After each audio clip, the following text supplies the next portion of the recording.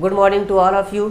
आज हम लोग क्लास 10th मैथ का एक्सरसाइज 7.1 के कुछ क्वेश्चन करेंगे जो कि आपका डिस्टेंस फार्मूला के बेसिस पे है, जिसको मैंने आपके इसके पहले वाले वीडियो में आपको बहुत अच्छे से बता दिया है। ठीक है, तो क्वेश्चन नंबर 7 है हमारा इसका कि find the point on the x axis which is equi distance from 2, -5 and -2, 9। आपके पास दो पॉइंट दिए हुए हैं और ये दोनों पॉइंट इस पॉइंट से यानी एक तीसरा पॉइंट दिया है, दोनों इक्वल दूरी पे है, इक्वल डिस्टेंस पे है। यानी आपको अगर मैं एक्स एक्सिस और वाई एक्सिस आपको बना के दिखाऊं, ये एक्स एक्सिस हो गया आपका, ये वाई एक्सिस हो गया, ये ओरिजिन है। ठीक है, अब ये पॉइंट आपका एक्स एक्सिस पे, वो पॉइंट आपको दिखाना है, वो पॉइंट की वैल्यू आपको बताना है जो आपको एक्स एक्सिस पे है। तो आप एक्स एक्सिस देखिए, यहाँ से लेके यहाँ तक कहीं भी वो पॉइंट हो सकता है। मैं थोड़ी देर के लिए मान ले रहा हूँ, जब तक मेरा सॉल्यूशन नहीं आया, कि ये पॉइंट मान लीजिए यहाँ पे है, इस पॉइंट का कुछ नाम दे दीजिए, यानी ये एक्स है। तो आपको एक्स यानी और पॉइंट को किससे डिनोट करते हैं हम लोग, एक्स कामा वाई से, अगर आपको 2D प्लेन के अंदर है। ठीक, और आप खुद देखिए कि ये कहाँ पे है पॉइंट, ये एक्स एक्सिस पे है। तो एक्स एक्सिस पे वाई की वैल्यू क्या होती है, एक्स एक्सिस पे वाई की वैल्यू 0 होती है, इसलिए आपको पहले से ही वाई की वैल्यू 0 हो जाएगी है। सही है। अब आपके पास दो और पॉइंट दिए हुए हैं। ये पॉइंट आपके मान लीजिए पॉइंट P है जो हमारा है 2, -5, 2, -5, और यहाँ पे पॉइंट है -2, जिसको हम Q बोल दें। ये पॉइंट है आपका -2, 9, यानी A की P से डिस्टेंस और A की Q से डिस्टेंस आपकी इक्वल है। देखिए, find the point on the x axis, x axis में पॉइंट ले लिया, विच इज, ये पॉइंट इक्वी डिस्टेंस, इक्वल दूरी पे है, फ्रॉम दिस पॉइंट यानी ये वाला पॉइंट P और दिस पॉइंट दिस, ये इक्वी डिस्टेंस पे। अब हमें ये पॉइंट बताना है। अब वो भी पॉइंट में y की वैल्यू पता चल गई है, हमें सिर्फ x की वैल्यू पता करनी है। और ये पॉइंट आपका यहाँ पे कहीं पे भी हो सकता है, लेफ्ट साइड में भी हो सकता है, राइट साइड में भी हो सकता है। x की वैल्यू डिपेंड करेगी, अगर माइनस आई की लेफ्ट में हो सकती है और राइट में आई तो आपको पॉजिटिव डायरेक्शन में हो सकती है। दूसरी बात, आप लोग ये भी सोचते होंगे कि -5 यानी ये आपके फोर्थ क्वाड्रेंट में आएंगे। ठीक है, ये फोर्थ क्वाड्रेंट में आएगा, तो हमने यहाँ पे क्यों नहीं दिखाया। देखिए, हमने एक रफली फिगर लिया है, कोई ज़रूरी नहीं है, आप यहाँ पे भी दिखा सकते हैं, इस पॉइंट को आप यहाँ दिखा सकते हैं। मैंने एक रफली पॉइंट लिया है, ये फिगर लिया है। ठीक है, तो देखते हैं इसका सॉल्यूशन।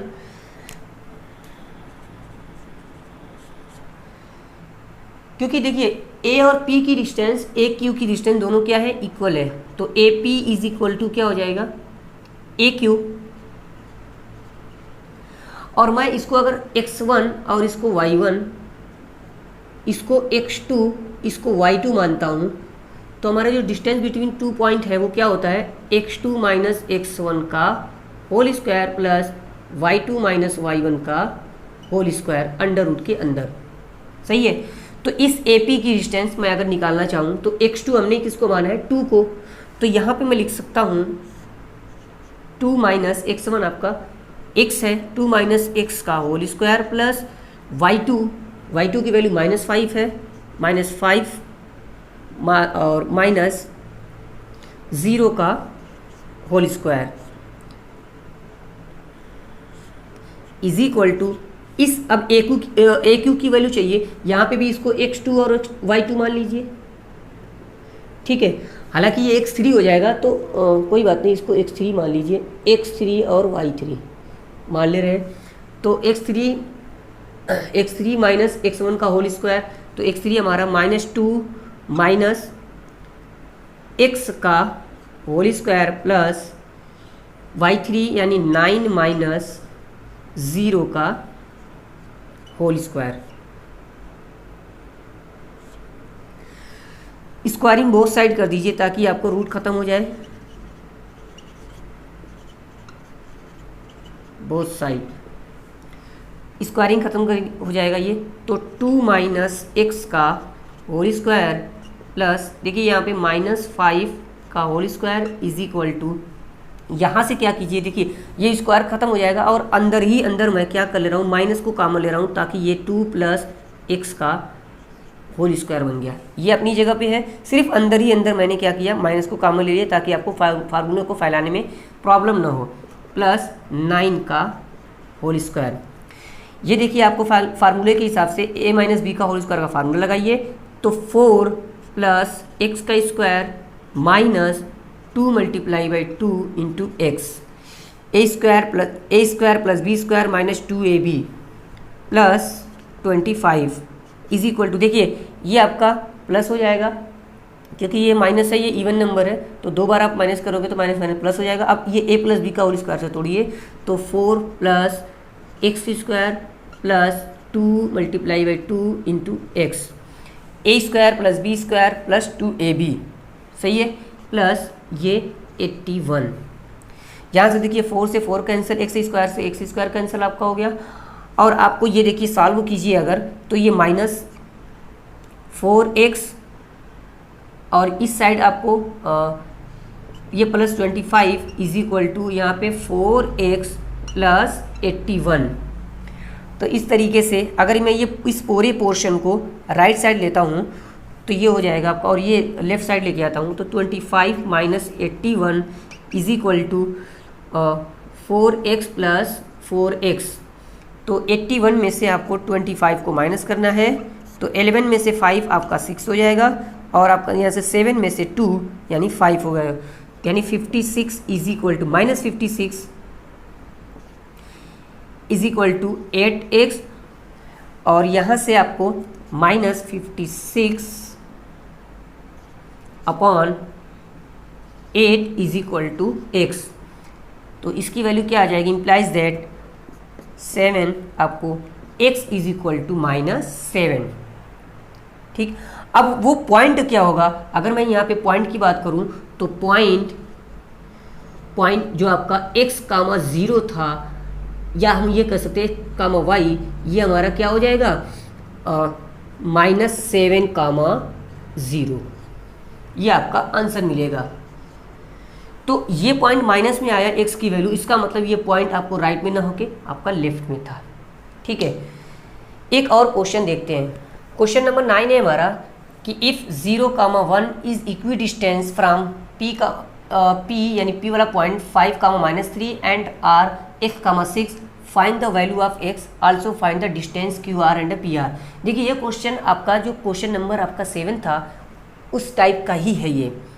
यहाँ पे आपको वो पॉइंट दिया हुआ है, यानी ये पॉइंट मान लीजिए ये पॉइंट आपका Q है जो 0, 1 है। दो और पॉइंट है जो जिनसे इनकी डिस्टेंस जो है, ये मान लीजिए ये वाली डिस्टेंस आपके P वो 5, -3 है और ये R वाली ये जो है हमारी